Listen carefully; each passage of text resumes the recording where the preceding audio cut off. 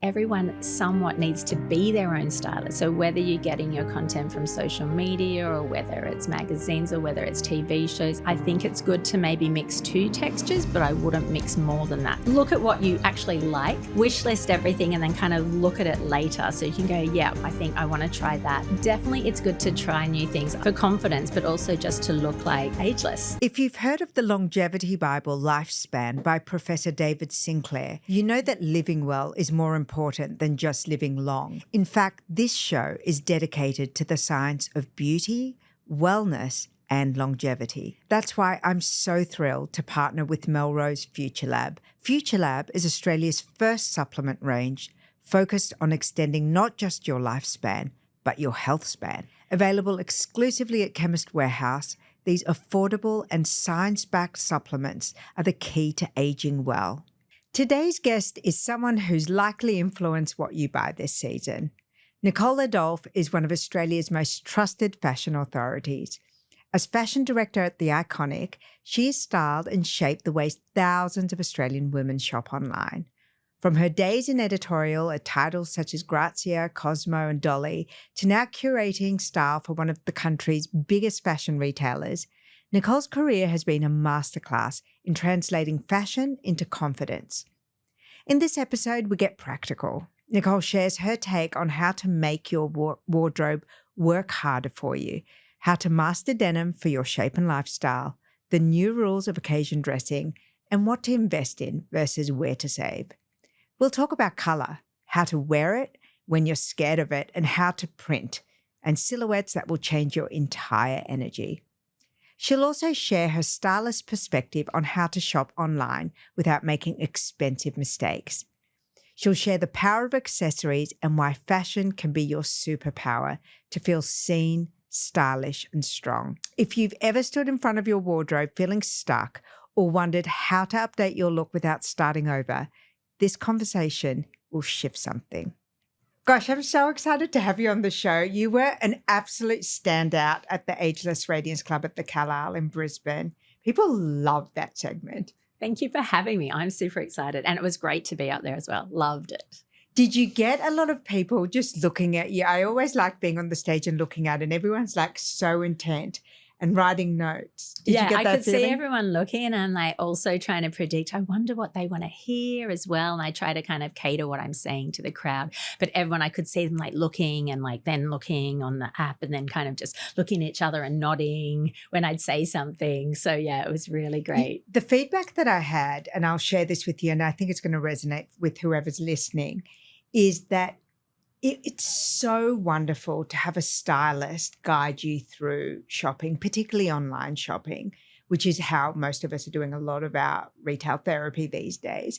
And for many, many people, it's an experience they'll never have.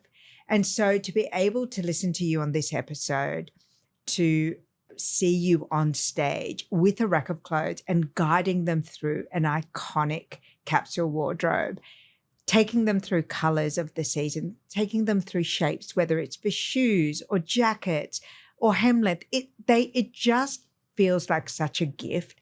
And it kind of leads me to the question, do you think we can be our own stylists?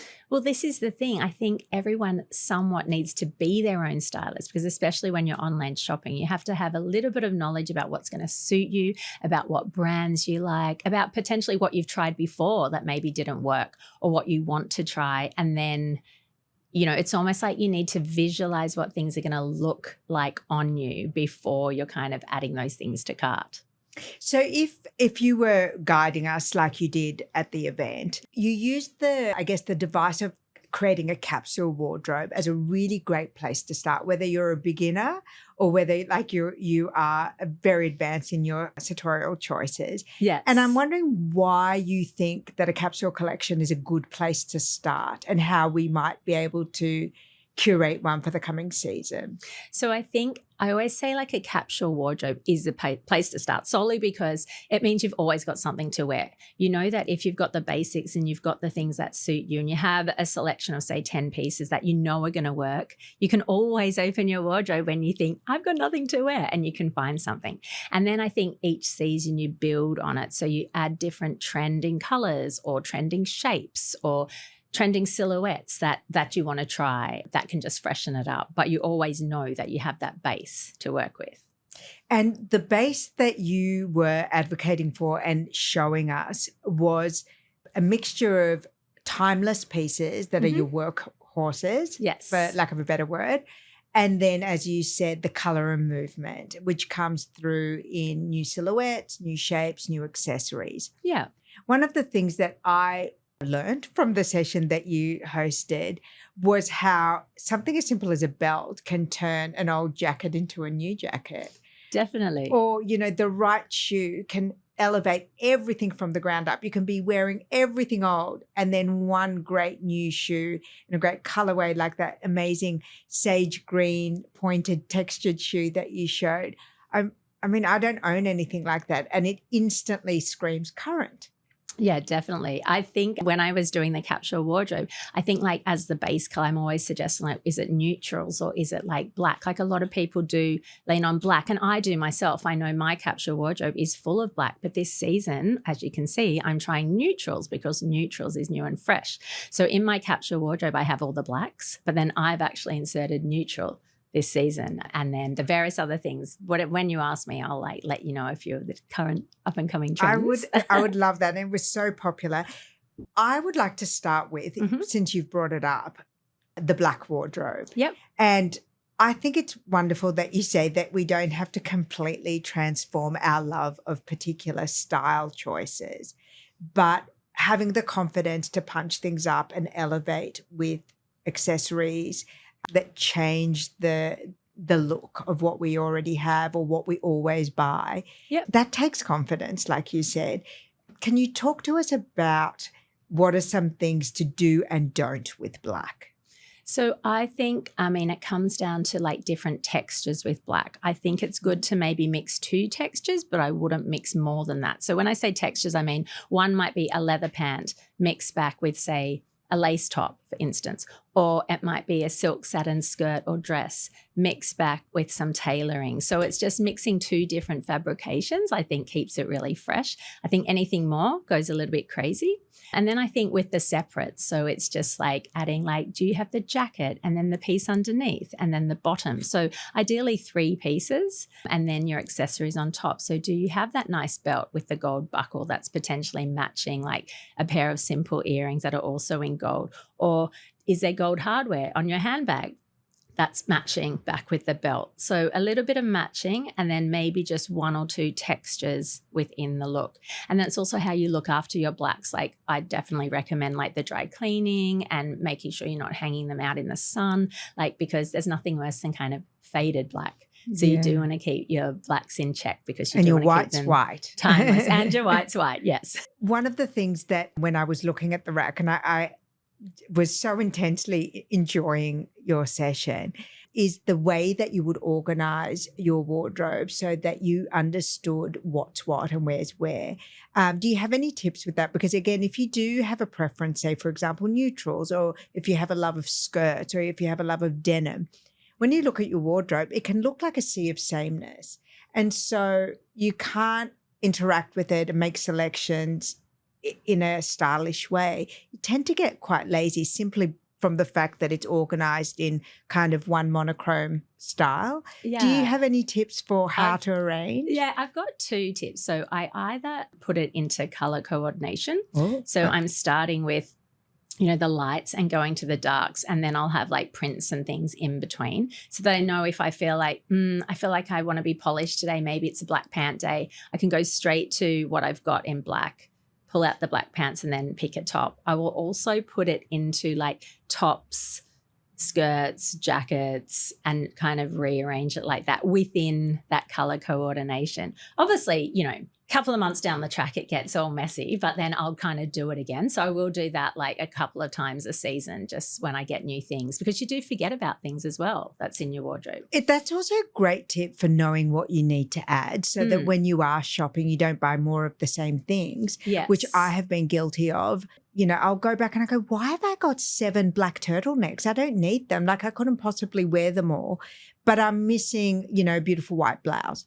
And I think that organization that you're recommending would really help us shop better and also wear our existing clothes better, which is obviously more sustainable and, easier if you're in a panic in the morning about what to pull together. Yeah, definitely. And I think like if you do organize like that, you've got X amount of tops. So it might be as simple as thinking, I really want to wear this top today. And then you can just go into your skirt section or your pants section and then grab something from there, knowing that you've started just with one hero piece. We're constantly bombarded with content around shapes, colors, styles, and it can be quite alienating if you don't have what you were saying before, that confidence in your own personal style. Do you have any advice on how to narrow the field so that, you were saying, know your body shape, know what suits you? Do you have any tips or tricks if we don't have a stylist on how to learn about our own style and our own preferences? So I think it's all just looking at different things. So whether you're getting your content from social media or whether it's magazines or whether it's TV shows, I think kind of looking for those people that maybe are the same skin tone as you or maybe the same body shape and maybe seeing what they're wearing. So it's easy to kind of search up what different celebrities are wearing or different influencers, kind of starting there. But also maybe looking back at, I always think it's funny, maybe looking back at some pictures of yourself and see like fashion goes round and round. So they may have been certain styles you've worn over the years or certain prints and hey, that did suit me. I really like that there. I mean, there always are those ones that you think, I'm never going to wear that again. But I think just knowing that a little bit, like having just that know-how, like, and then looking when you see things come on the runway and or you see it on social media or you see other people wearing it, you can know, oh, maybe snake print will suit me. Oh, maybe sage green might suit me. It does suit that girl. And kind of just thinking in your head what might suit you. And then there's always those trends that you can look at someone and think that'll never suit me. And you kind of know it.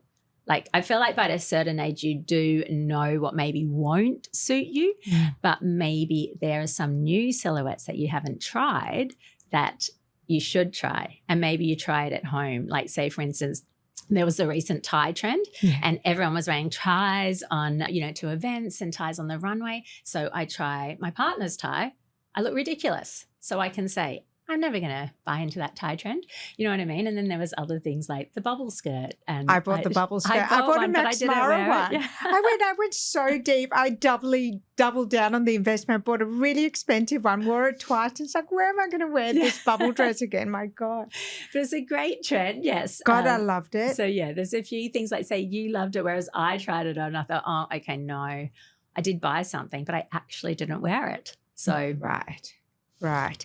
Do you know what I'm really curious about? You'll have a laugh at this one. I really want to try red tights and I've bought them, but I haven't tried them on. Try them on. Yes. So how do we wear like something that's really quite, what are your recommendations for trying something that is kind of outside of your normal so style? I guess a red tight is definitely something that's, bold. I would say like, bold, hard to wear.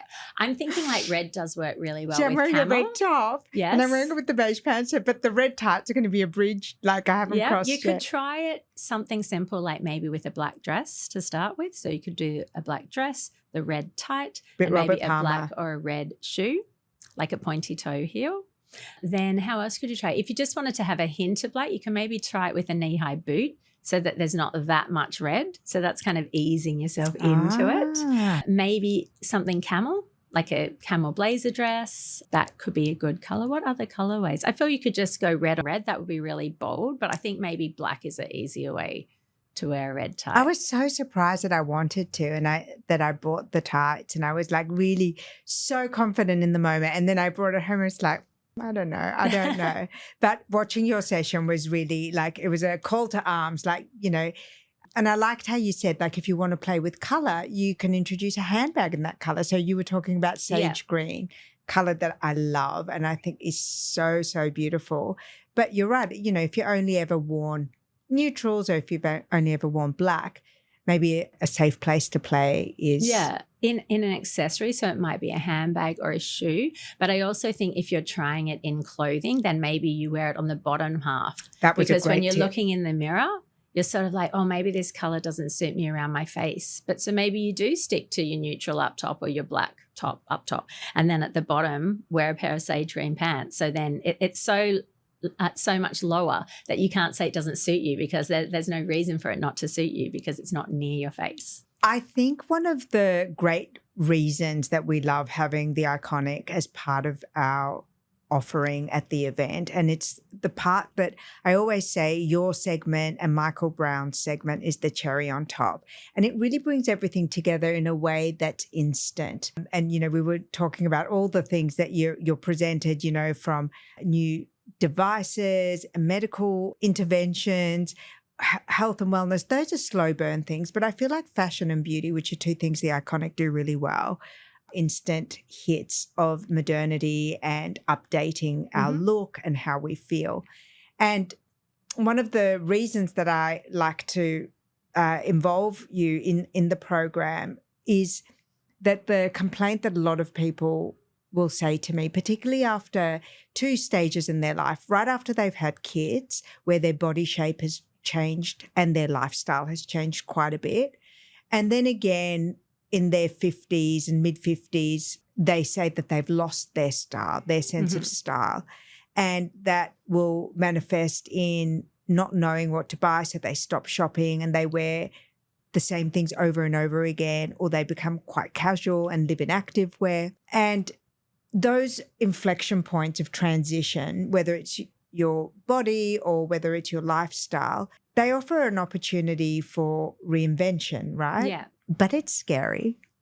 And our clothes are so much a part of what we present to the world. If you were going to kind of wave the magic fairy godmother wand, what would be some tips about having an audit of your personal style and then, taking the opportunity to use it as a pathway to reinvention? Okay, so I think definitely it's good to try new things. Otherwise, even you will look at yourself and think, oh, I feel a little bit dated. Like, maybe I am showing my age. Like maybe I think it's really good to try new things for confidence, but also just to look like, you're, a modern woman, ageless. So it's important to try new things, I think, so you don't get stuck in kind of, stuck in what you're wearing or stuck in an era, for lack of a better word, that's what you've been wearing all the time.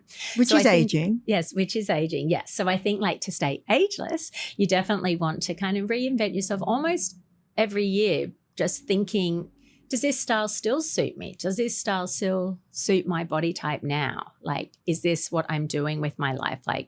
And so what I would do is like kind of look at what you actually like what draws your attention and kind of wish list everything and then kind of look at it later. So you can go, yeah, I think I want to try that. Or this blazer shape is in. Yes, I want to try a boxy blazer. I want to try a boyfriend blazer. Okay, skinny leg jeans, no one's really wearing them at the moment. I need to try a wide leg. I need to try a barrel leg, and then think of the things that you should be trying just to kind of reinvent yourself. And then I think grab everything in your wardrobe. So literally go through your wardrobe and one by one think to yourself, if I wear this out, am I going to feel confident in this? If I wear this, do I like this? Did I like this on me? Did I feel confident when I wore that?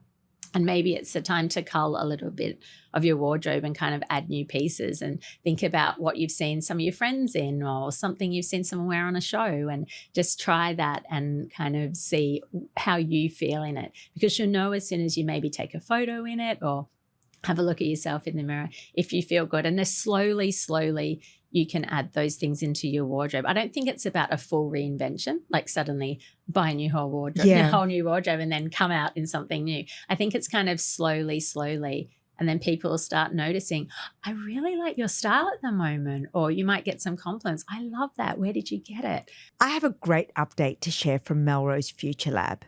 Hormonal health is a vital hallmark of aging and longevity. And whether you're navigating perimenopause or menopause, Melrose Future Lab's new ultra-complex supplements are here to support you.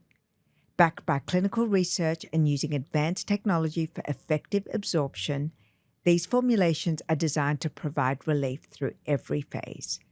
Find them exclusively at Chemist Warehouse. Always read the label and follow the directions for use.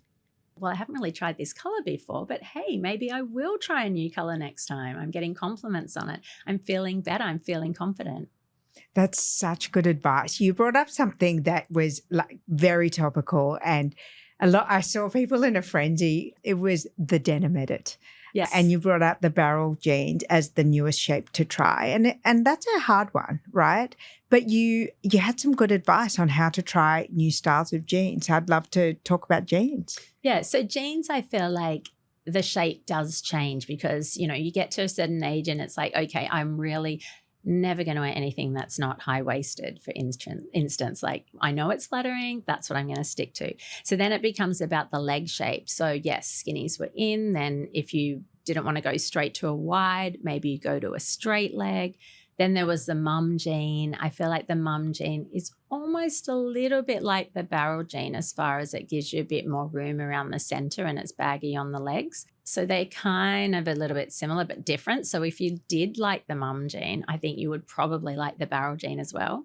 And then I also think it's and about they're directional. So yeah. it makes you feel like you're participating in like newness. Exactly. Yeah. And then I think, look at the denim. Like I do think that I guess a more rigid denim is probably better than a stretchy denim. It just feels a little bit more polished. Mm-hmm. And then if you're looking at jeans, I think that indigo, that darker denim is definitely more polished than say like a paler color, lighter wash. You obviously curate a lot of the content and for the Iconic. Yeah. And do you have any go-to brands when it comes to denim on the Iconic? Because again, it can be like a bit hit and miss, but jeans are something we wear a lot. Yes. So it's actually a great place to invest in newness because it's not too expensive, but it can give your whole wardrobe quite a lift, right? Definitely. So I'd be curious to know when you shop for denim online at the Iconic, what are your go-to brands? I have a few go-to. So New Denim, which is NEUW. So New Denim, No Body Denim, Rollers and Levi's would probably be my go-to. And then you'll also find that certain brands, they do add denim into their ranges as well. So you could go to the brand that you like say, for instance, if it's Camilla and Mark, and have a look. They might have done a denim jean this season. So you can also go to the designer labels you love as well as the denim brands.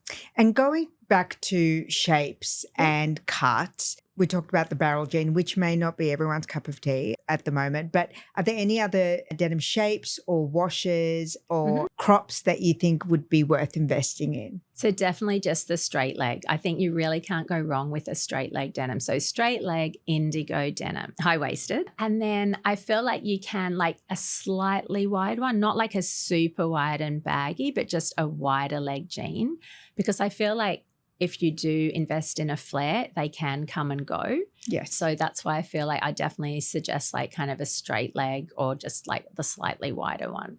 And do you think that we've come far away? Yeah, I guess from work from home to now being back in the office to occasion dressing and office dressing. Do you think we're okay to wear denim as part of office wear and workwear with a bit of elevation? I mean, it does depend where you work. I mean, certain corporate offices or corporate jobs, probably not. But I do think, yes, the indigo denim, like that darker indigo, I add a belt to elevate it, and then you can wear it with a blazer. Or it looks great with a shirt. So just a button-down shirt tucked in with a blazer is really chic as well. I think the keys to wearing denim to work is maybe don't wear it with your sneakers. Maybe you do add a little kitten heel or maybe even a ballet flat just to slightly kind of dress it up a little so it still looks polished and workwear. It doesn't look like, you're going to the shops on the weekend. I think a lot of times that when I look at people or, people I know, I always think that the shoe is the dead giveaway of if they've refreshed their look or not, because heels and, shoe shape is quite directional and fashion forward. And you can have a beautiful shoe, but if the heel is wrong or if the toe shape is wrong, suddenly it just lets down the entire outfit. But shoes and accessories can be expensive. Is there, do you have a rule of thumb or do you have some brand directions that, where we can update our shoe style in quality footwear, but still be directional without thinking, oh my God, I just went and spent, $1,000 on a shoe that's just a moment? Yeah. I mean, I feel like when you're scrolling, especially even on the Iconic site, when you're scrolling, you'll see, there's a lot of pointy toe slingbacks. So you kind of know, okay, that's definitely in. I really like Doff Studios. I really like Alias May, like St. Agni. They always have some great modern shoe shapes that you can try. And then I think it's important to maybe just stick to the color palette. So if you're investing in a shoe, we're going black, then we might get a neutral. So you have a black and a neutral, and potentially this season, just because there's a lot of chocolate browns and burgundies, I'd also suggest a brown shoe as well. And it's all about the pointy toe. So pointy toe, either sling back or the pump style. Then there's a ballet flat, whether that's the pointy ballet flat or the round toe ballet flat. And then if you like a heel, there's like that kind of thong heel. I know, I saw yours, yes. and I'm like, they look so cute with a good pedicure. They so a little thong heel, or even you can get like, just a couple of straps. You remember at the when front. Sigurdsson Morrison did them like 100 years ago? They invented like the thong heel, and it was like all the rage in New York. It was like we'd all go to New York just to get them. Oh my gosh, no, I don't. But that would have I'm been older great. than you. So we've covered off shoe shape. We've covered off denim. What are the other things that you find people ask you questions about? From my point of view, I know what that is, but I'm curious as to what you get asked about help for. I mean, I always get asked about what's trending, like what's trending in a print, what's trending in a color palette, like what about textures? What sort of handbag do I need? What sort of dress shapes? Or let's look at this season. So this season there's been a lot of off the shoulder and one shoulder. So people are like, is this going to last? Like, should I get a one shoulder top? Should I get an off the shoulder? And I'm thinking, yes, you should, because it will last. If you're seeing it coming in now, it'll definitely at least last the year, and it will go into next year as well as it filters through like to different brands. And then, and I think start easy. So I would say start with a top. Maybe it's not a dress. A top is an easy addition to the wardrobe that you can just put on. People are always saying, oh, that color doesn't suit me. But I always think you do need to try it, because maybe you think it doesn't suit you, but other people, when they're looking at you, will just see, oh, she's so modern and fresh. Like, I love that color on her. What else do people ask me? They're always asking, what sort of, I don't really suit that kind of boyfriend blazer. I don't really like when the blazer's boxy. I don't really like the big sleeves. And it's often perception as well. You can still get something that's slightly boxy, but maybe not huge. Yeah. You could get something that, it has a sleeve, but maybe it's not extremely puffy. So it's just about finding those right pieces. And I guess brand-wise, when shopping, if there's certain brands that you like, they tend to cater to that same customer. So I would always shop, filter the site by brands that you like down the side, so that you're maybe only looking at those brands, so that you can see what they're coming through, and that's what they think suit that particular customer and demographic. You were saying that Shona Joy is a great destination for suiting. Yes. Do you have other brands that some go-tos to explore if perhaps, we're stuck in a rut, we haven't tried all the great Australian brands or some of the international brands that you have on the Iconic? Yeah. What are some brands that are really good at certain categories, like swim or suiting, or, we covered denim before? Yeah, so I guess go-tos for suiting, I would look at Camilla and Mark. I would look at Shona Joy. I always think they have a great suit. I would look at Minima Essentials, which they always have some great suiting as well. Dress-wise, I would then go to like Significant Other, to Akla, to By Johnny, to, there's so many, to Love, and just kind of have a look at what dress shapes they've got coming in. Then I'm loving like new brands like St. Agni. Then if I wanted to go to maybe an occasion, maybe it's Leo and Lynn, maybe it's Rebecca Valance. What other occasion? How many brands do you carry? Oh, we've got thousands. Yeah, definitely over 1,000. We've got thousands of brands. We've got everything from kind of international to like local brands, and just, to concession stores on site and everything like that. And tell me about the filtering you can do on the site. Like, if there are thousands of brands and say I'm denim shopping, what are some like hacks? So you can filter by brand. So you can do that on the site, filter by brand. You can filter by color. You can filter by, I guess, a delivery as well. So if you want it straight away. Yes, I love that feature. Yes, I love that. And then I guess by category. So if you're looking for a jean style, you can also filter by that. I also filter by new arrivals. Obviously, I want to see what's new, what's coming out. Yeah, I guess. And you can favorite things, obviously. You can also filter by fabric as well, or you can just literally search in the search bar for something that you're looking for. Lace skirt, and see what comes out. We've also got, if you go on the app, we've also got a snap to shop, which is really handy.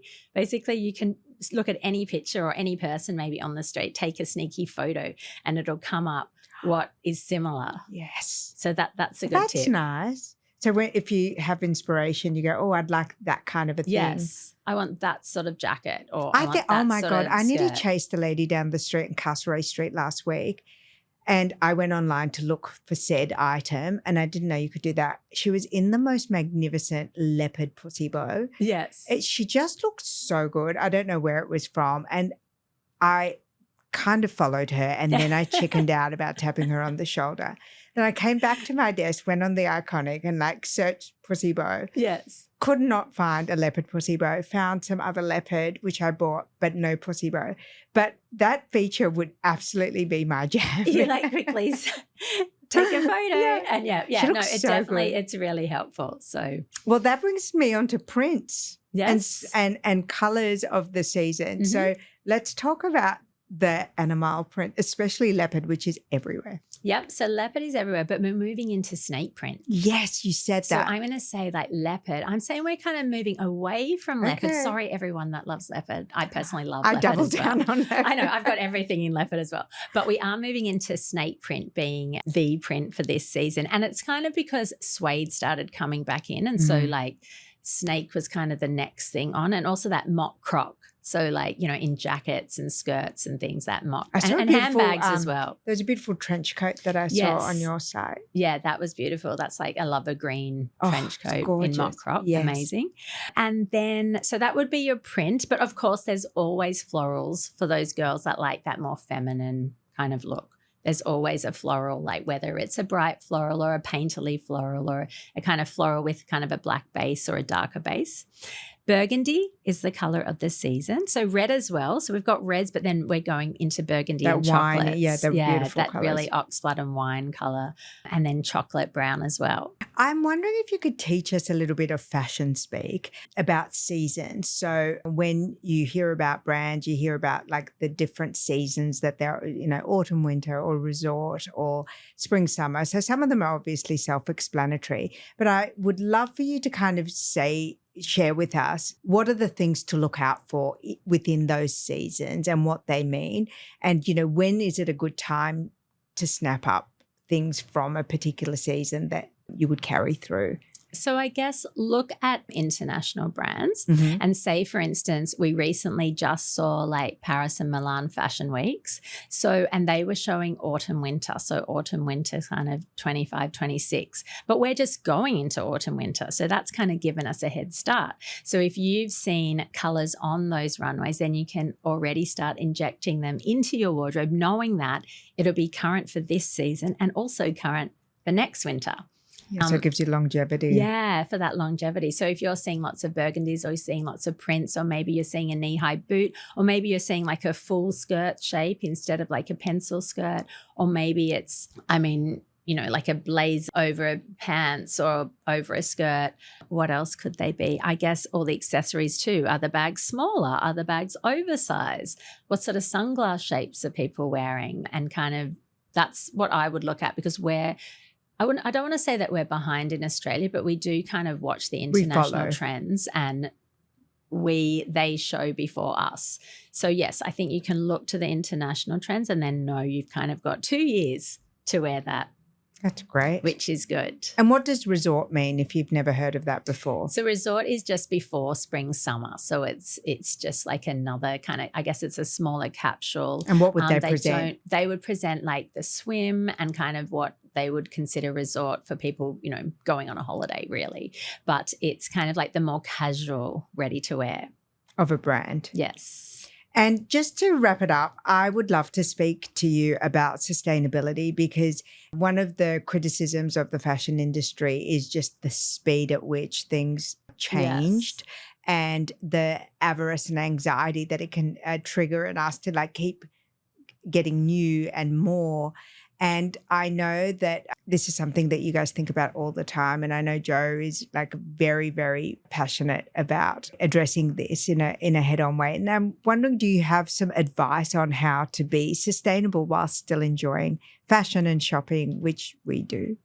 Well, I think just look at the brands and make sure that brand, has the same values as you. Like, is it made in Australia? Like, where is it made? Like, what fabrics are they using? And then maybe having a more considered approach to your shopping as well. So, you know, what do you have in your wardrobe? What do you need to invest in? Maybe, so that's why I'm always saying, like, invest in those timeless pieces as well, and then just kind of have everything else like come in. If you look after it well. Yeah, if you look after it well. Maybe you could also, like, one of the things I do with my friends is also maybe like swapping a few of my clothes. Like, maybe, you know, I really liked your jacket. Could I wear that? And like kind of swapping like that. And I guess just really thinking about making more considered decisions as to what you're buying and, you know, the values behind that brand as well. I know that the Iconic have luxury consignment on the store now, which is a great way to invest in sustainability.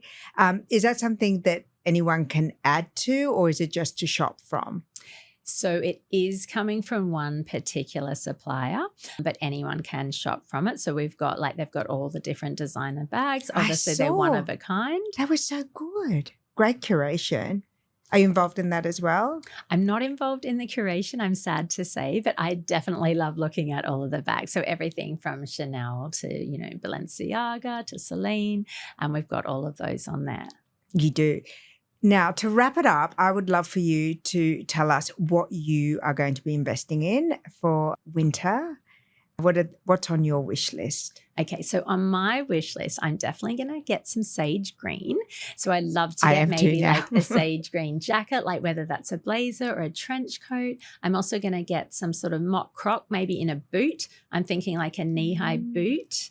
I'm going to do black. Look, I'd love to say I was doing a colour, and but have I you like found to keep one it on the safe. Iconic that you like? Haven't yet, but I'm going to find one.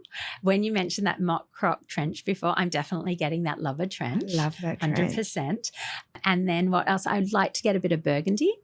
So I'm definitely going to be looking through the site to find burgundy, and I'm thinking like maybe that's in a coat, but maybe in knitwear too. I'm also loving the idea of kind of like a mohair cardigan or mohair knit, because I think knits are quite hard to wear, but I think like just that mohair texture is really kind of elevating it for this season. And then what else? I mean, I wear sort of sunglasses all through winter, so I'm definitely get some sunglasses as well. I'm thinking like some Miu Miu or some Bottega as well. We were so lucky in our Oscar-worthy gift bags. I like to say the Iconic gifted us with the most gorgeous Oroton and Camilla sunglasses. They were wild. People are just like, they lost their mind. But you're right, sunglasses are always such a beautiful update to any outfit. Like, you could literally be wearing tracksuit and a trench coat, but a great pair of sunglasses will elevate the outfit. Yeah. Thank you so much for sharing everything. I am also going to put in our show notes a very generous 20% code that you've shared with us. It is for a limited time, so just check the T's and C's in the show notes, depending on when you listen to this episode. And we are going to have some social content from your presentation on stage as well coming up in the next few months. So I want to thank you so much, first of all, for being on the expert panel at Ageless Radiance Club, and also for coming into studio today. Hey, thanks so much. Thanks for listening. If you enjoyed this episode, please subscribe to the channel, sign up for our free newsletter, and consider leaving a review and rating it. This really helps the channel grow and reach new audiences.